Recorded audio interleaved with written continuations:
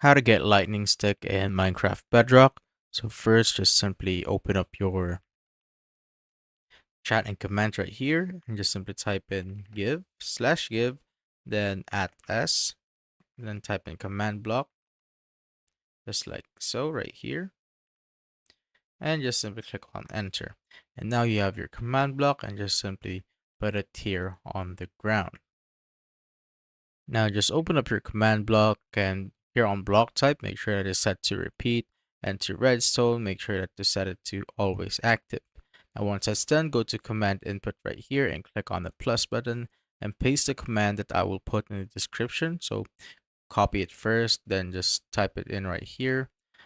And once that's done, just go back. Now just close off this command block right here. Now get your stick. And if you're holding your stick, as you can see, it will launch a lightning strike just like that. So only if you're holding your stick. And that's how you basically get a lightning stick in Minecraft Bedrock.